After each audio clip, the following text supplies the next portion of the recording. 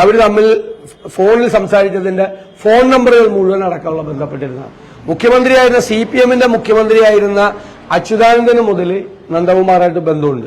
പല CPM നേതാക്കൾക്ക് ബന്ധമുണ്ട്. ഇതിനു മുമ്പ് ഏത് നന്ദകുമാർ എന്ന് ജയരാജൻ ചോദിച്ചപ്പോൾ ഞാൻ പറഞ്ഞു, ജയരാജൻ നന്ദകുമാറിന്റെ വീട്ടിൽ പോയി നന്ദകുമാറിന്റെ അമ്മയുടെ ചടങ്ങിൽ പങ്കെടുക്കുന്നത് മാധ്യമപ്രവർത്തകരാണ് നിങ്ങൾ കണ്ടതാണ്.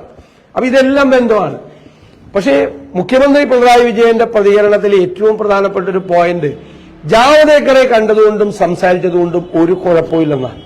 അതായത് ജാവദേക്കറെ EP ജയരാജൻ കണ്ടത് മുഖ്യമന്ത്രിയുടെ അനുവാദത്തോടുകൂടിയാണ്. അതുകൊണ്ട് തള്ളിപ്പറയാൻ പറ്റില്ല. തള്ളിപ്പറഞ്ഞാൽ ജയരാജൻ തിരിച്ചു പറയും.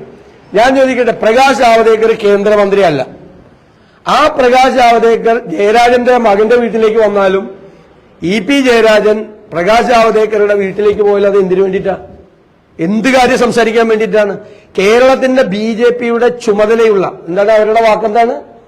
പ്രഭാരി എന്ന് പറയുന്ന അവരുടെ വാക്കതാണ്.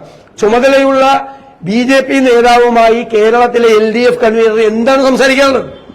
അതിനിടയിൽ മുഖ്യമന്ത്രി അറിയാതൊരു വാചകം പറഞ്ഞു. ഞാൻ എത്രയോ തവണ ജാവദേക്കറെ കണ്ടിട്ടുണ്ട്, ഞങ്ങൾ തമ്മിൽ സംസാരിച്ചിട്ടുണ്ട്. മുഖ്യമന്ത്രി പിണറായി വിജയൻ ഇപ്പൊ എന്തിനാ ജാവദേക്കറെ പല പ്രാവശ്യം കാണുന്നത്? അതേ കേന്ദ്രമന്ത്രിയാണെങ്കിൽ ഒരു കുഴപ്പമില്ല. ഇപ്പൊ നിതിൻ ഗഡ്കരി, പ്രേമചന്ദ്രൻ പ്രധാനമന്ത്രിയുടെ കൂടെ ഭക്ഷണം കഴിക്കാൻ പോയപ്പോൾ വിമർശിച്ച മുഖ്യമന്ത്രിയോട് ഞാനൊരു മറുപടി ചോദിച്ചു. അതായത് നിതിൻ ഗഡ്കരിയെ വീട്ടിൽ വിളിച്ച് ഭക്ഷണം കൊടുത്ത ആളാണ്, അതൊന്നൊരു തെറ്റില്ല, കേന്ദ്രമന്ത്രിയാണ്. പ്രകാശ് ജാവദേക്കർ കേന്ദ്രമന്ത്രിയല്ല, BJP നേതാവ് മാത്രമാണ്. മുഖ്യമന്ത്രി ഞാൻ എത്രയോ പ്രാവശ്യം ജാവദേക്കറെ കണ്ടിട്ടുണ്ട്, തെരഞ്ഞെടുപ്പ് തുടങ്ങിയിട്ടും കണ്ടിട്ടുണ്ട്. എന്തിനാ മുഖ്യമന്ത്രി ജാവദേക്കറെ കണ്ടത്?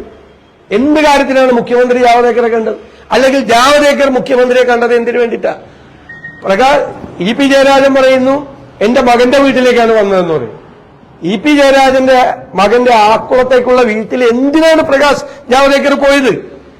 അപ്പൊ മറ്റവര് പറയുന്നത് പ്രകാശ് ജാവദേക്കറിന്റെ താമസിക്കുന്ന സ്ഥലത്തേക്കാണ് ജയരാജൻ പോയതെന്ന്. രണ്ടിനാണെങ്കിലും ഒരു കാര്യം, ഇവര് തമ്മിലുള്ള ബന്ധമാണ്.